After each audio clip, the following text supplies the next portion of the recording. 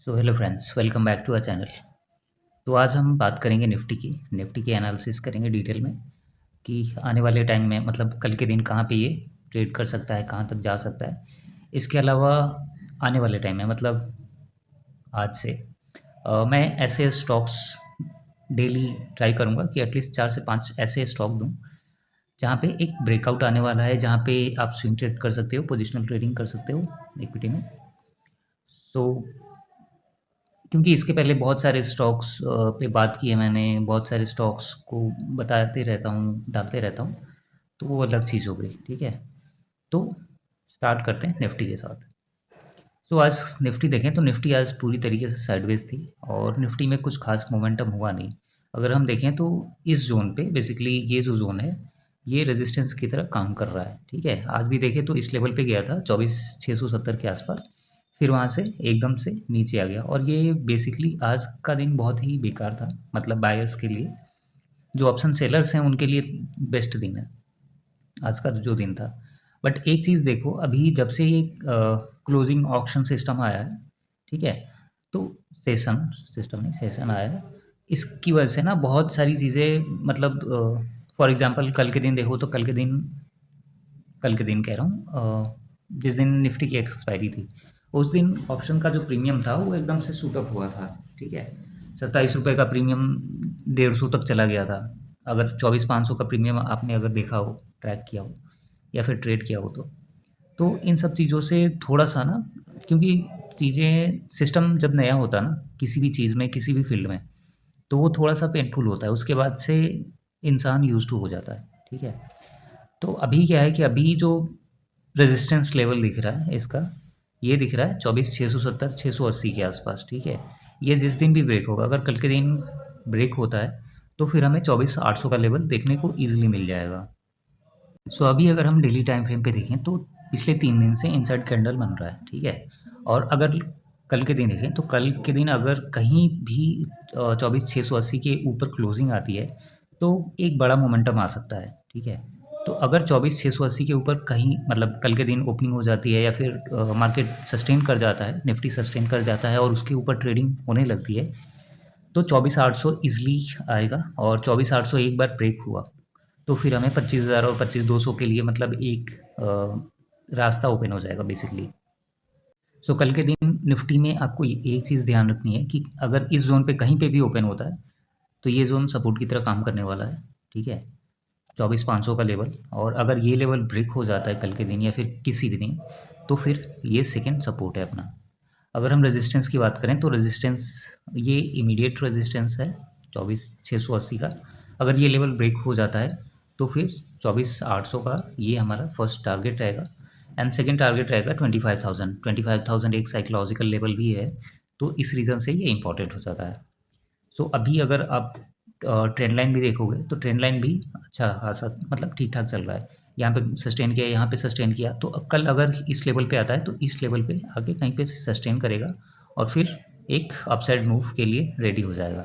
But इस trend line पे हमें वेट करना है कि यहाँ पे रिवर्सल ले, क्योंकि यहाँ पे अगर निफ्टी आती है कल और ट्रेड होना स्टार्ट होता है, मतलब इस लेवल पे आके थोड़ा सा वेट करें, थोड़ा सा टाइम स्पेंड करें और एक रिवर्सल हो तभी एंटर कर सकते हो। अदरवाइज़ इस लेवल के भी चांसेस बढ़ जाएंगे कि इस लेवल पे भी टेस्ट हो सकता है। तो कल के लिए मतलब 15 मिनट टाइम फ्रेम पे 24,560, अगर यहाँ से आकर रिवर्सल आ जाता है तो, अगर ये इस लेवल से रिवर्सल नहीं आता है तो फिर ये लेवल तो आना ही आना है। ठीक है, सो आज हम बात करते हैं एच की।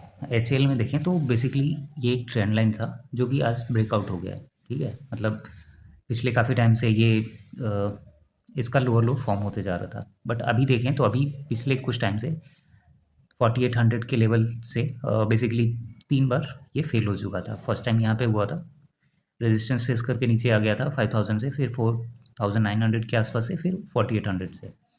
पिछले कुछ टाइम से ये 4000 के लेवल पे भी चला गया था, 4200 के लेवल से, फिर वहाँ से एक रिवर्सल आया है। आज देखें तो आज ऑलमोस्ट 6% के आसपास मतलब रैली हुई है इसमें। तो अभी जो इसका नियर फ्यूचर अगर हम बात करें तो इस लेवल पे, एक सेकेंड, सो अभी अगर हम बात करें तो बेसिकली जो ये एक रेजिस्टेंस मतलब की तरह काम कर रहा था, 47 48 और 4800 का, वो हो चुका है। अभी क्या है कि अभी ये लेवल थोड़ा सा ट्रिकी हो सकता है, मतलब 4900 के आसपास, 4900 और 50 के आसपास। क्योंकि यहाँ पे देखें तो यहाँ पे भी एक ठीक ठाक मतलब रिजेक्शन आया है पिछले 3 4 टाइम से, ठीक है। उसके बाद से ये जोन था, तो ये जोन तो क्लियर हो चुका है, अब ये जोन मेन रह गया है। तो ये जोन जैसे ही क्लियर होगा ना, मतलब इसके ऊपर जैसे ही ब्रेकआउट आ जाएगा, फिर हमारा टारगेट ये रहेगा 5200 के आसपास, ठीक है। फर्स्ट टारगेट अपना ये रहेगा, फिर सेकंड टारगेट अपना रहेगा 5500 5600 का। सो एच में मतलब अभी भी पोटेंशियल अच्छा खासा है। अगर आप इसको ध्यान से देखोगे तो बेसिकली ये एक तरीके से हेड एंड शोल्डर पैटर्न बना है, ठीक है। और हेड एंड शोल्डर का बेसिकली ये रेप्लिका है। तो इस सिचुएशन में क्या होता है कि जैसे ही मार्केट ने मतलब जितना यहाँ तक मतलब ये क्या कहते हैं, so basically head and shoulder का जो रेप्लिका बना है यहाँ पे, ठीक है।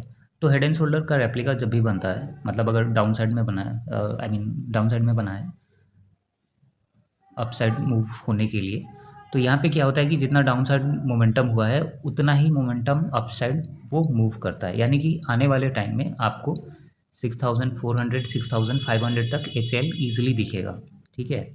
और ये कितने टाइम में दिखेगा आई एम नॉट श्योर, हो सकता है 1 साल लगे, 1.5 साल लगे, 2 साल लगे, बट इतना टारगेट आने वाला है एच एल में।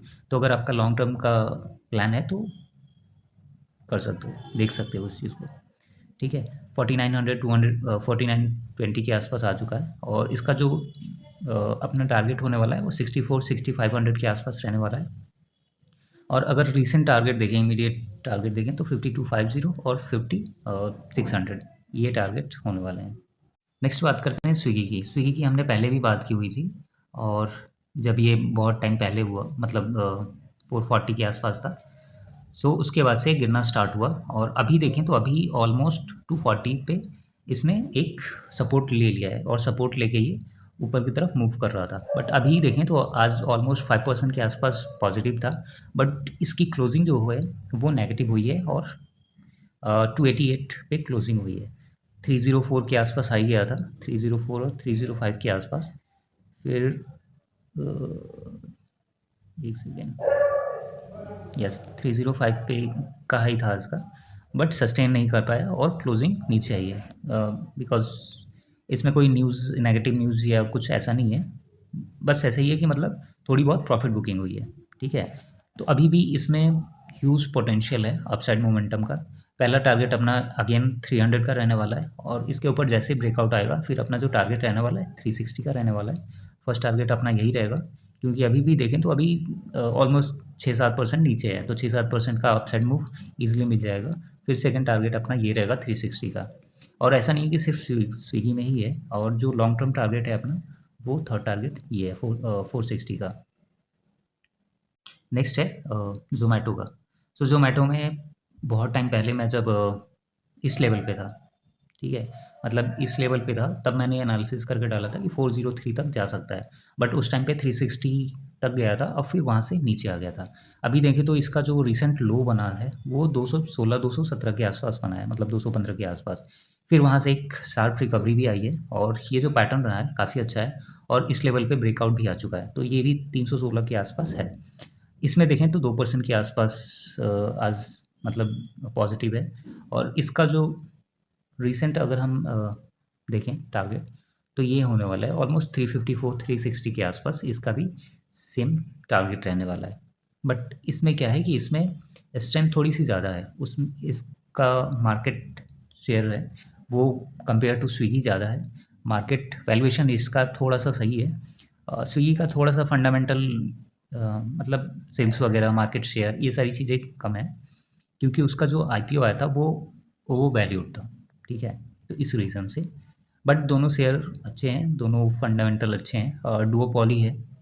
बट अभी एक न्यूज़ ये भी है कि फ्लिपकार्ट भी एंट्री करने वाला है, आई गेस 15 अगस्त या फिर 15 अगस्त, या यस 15 अगस्त से ही आई गेस वो अपनी डिलीवरी स्टार्ट करने वाला है फूड वगैरह में। तो अभी देखने वाली बात होगी कि इसका मार्केट फिर कैसे होता है। अगर मार्केट सस्टेन कर गया इन दोनों का तब तो अच्छी बात है, अगर वहाँ पे मार्केट शेयर थोड़ा सा भी क्योंकि मार्केट शेयर तो चेंज हो गए, डिस्ट्रप्शन होगा दोनों में के जो क्लाइंट बेस हैं वहाँ पे थोड़ा सा असर पड़ेगा।